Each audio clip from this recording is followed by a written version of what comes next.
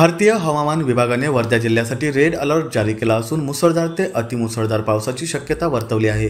गेल्या 2 दिवसापासून जिल्ह्यातील अनेक भागात मुसळधार पाऊस पडत असल्याने पूरसदृश्य परिस्थिती निर्माण झाली आहे। या पार्श्वभूमीवर जिल्ह्यातील धरणांमधून पाण्याचा विसर्ग सुरू असून अनेक रस्ते आणि पूल बंद करण्यात आले आहे।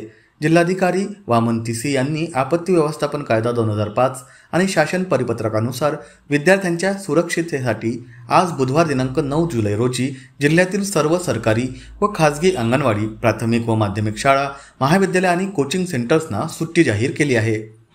निम्नवेणा वडगाव धरणाची जलपातळी 42.84% झाली असून उपयुक्त पाणीसाठा 57.784 दशलक्ष घनमीटर आहे।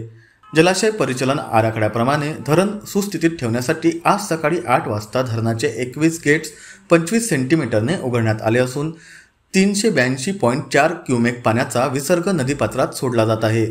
विसर्ग कमी जास्त होण्याची शक्यता असल्याने नदीकाठच्या नागरिकांना नदीपात्राजवळ जाणे टाळण्याचे आवाहन करण्यात आले आहे। सार्वजनिक बांधकाम, महावितरण, कृषी आणि इतर यंत्रणांना ग्रामस्तरावर सतर्कतेच्या सूचना देण्याचे निर्देश देण्यात आले आहेत।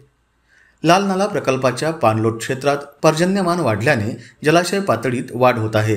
जलाशय परिचालन आराखड्यानुसार पातळी नियंत्रणात ठेवण्यासाठी आज सकाळी 7:30 लाल नाला धरणाचे 2 गेट्स 10 सेंटीमीटरने उघडण्यात आले असून 9.38 घनमीटर प्रति सेकंदचा विसर्ग सुरू आहे। लाल नाला, पोथरा आणि वर्धा नदीच्या काठावरील गावांना सतर्कतेचा इशारा देण्यात आला आहे।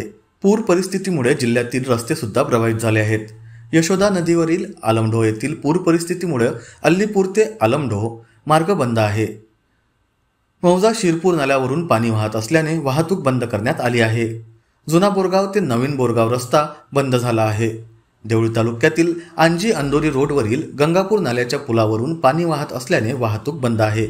आर्वी तालुक्यातील सोरटा वडाळा रस्त्यावरील पुलावरून पाणी वाहत असल्याने वाहतूक बंद आहे। स्थानिक कोतवाल आणि पोलीस पाटील यांनी परिस्थितीवर लक्ष ठेवले आहे। जिल्ह्यातील अचानक पूरसदृश्य परिस्थिती निर्माण होण्याची शक्यता लक्षात घेता जिल्हाधिकारी वामन तिसी यांनी सर्व संबंधित यंत्रणांना सतर्क राहण्याचे आणि आवश्यक खबरदारी घेण्याचे निर्देश दिले आहेत। शालेय विद्यार्थ्यांवर अतिवृष्टीचा परिणाम होऊ नये यासाठी सुट्टी जाहीर करण्यात आली आहे। नागरिकांना नदीकाठ आणि पूरग्रस्त क्षेत्रांपासून दूर राहण्याचे आवाहन करण्यात आले आहे।